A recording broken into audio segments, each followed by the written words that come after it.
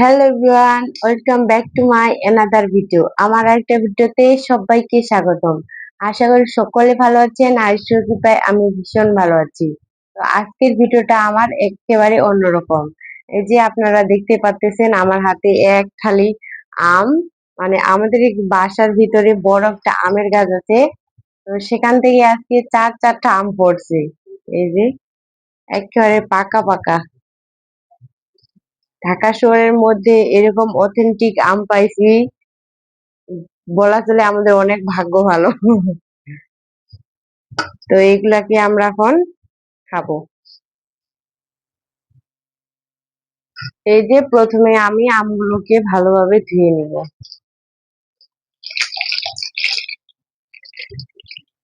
পানি দিয়ে ধুয়ে নিচ্ছি। দেখো আমরা লাল পর্যন্ত রয়ে গেছে। এটা করে হলুদ।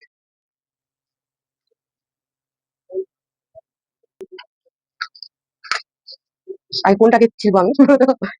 সবগুলো রেখে দেওয়া হচ্ছে আর কি। গাছ পাকা আম গাই খেতে সেই স্বাদ হবে। আহ, লবণ দিয়ে মিশিয়ে খাবো। খাওয়াই না।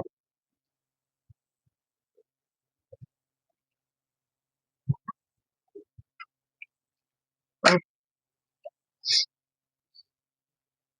আম আমার এত পরিমাণে ভালো লাগে।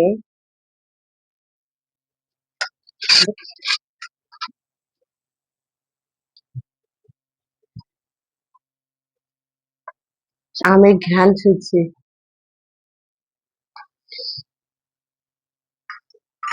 আমাদের বাসায় ভাড়া থাকি, সেই বাসায় বিশাল বড় বড় দুইটা আমের গাছ আছে।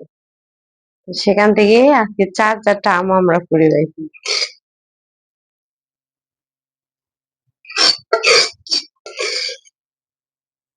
এর আগেও আম খাইছিলাম, এই আমগুলা আমার কাছে অনেক মজা লাগছে।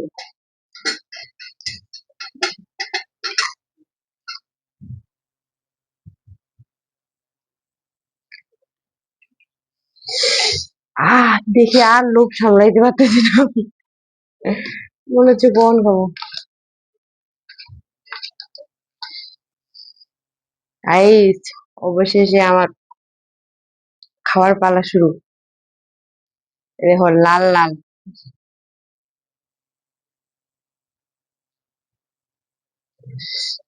দেখি জিভের মধ্যে জল চলে আসতেছে। আর তোমাদের কাঁধে কাঁধে জল চলে আসে অবশ্যই কমেন্ট করে জানাবা।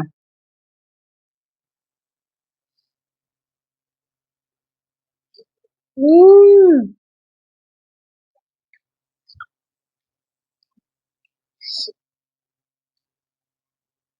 সত্যি অনেক টেস্টি হয়েছে। মারাঠি।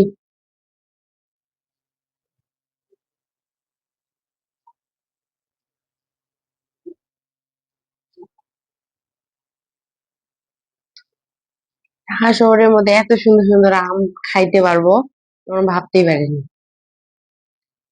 তবে একেবারে গাছ পাকা আম।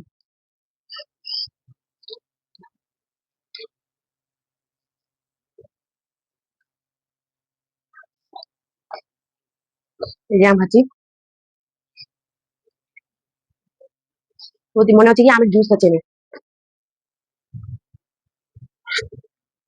আম, এত রস।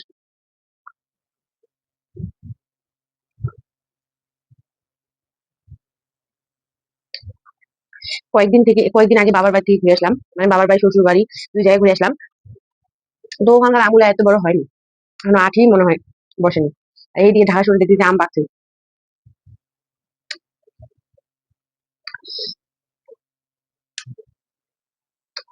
তো স্বাদ, ঝাল।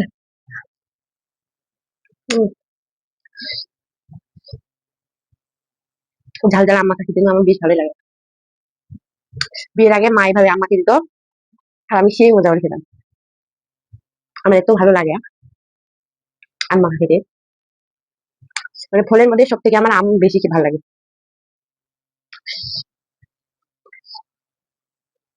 তো গাইস, আমার আম মাখা খাওয়া শেষ। ভিডিওটা আমার এখানে শেষ করতেছি। আর আমার এই ছোট্ট ভিডিওটা কেমন লাগলো তোমাদের, আশা করি অবশ্যই কমেন্ট করে জানাবা। আর আমার ভিডিওটা ভালো লাগলে অবশ্যই লাইক, কমেন্ট, শেয়ার, সাবস্ক্রাইব করে দিয়ে আমার পাশে থাকবেন। ধন্যবাদ সবাইকে। আমার ভিডিও দেখার জন্য।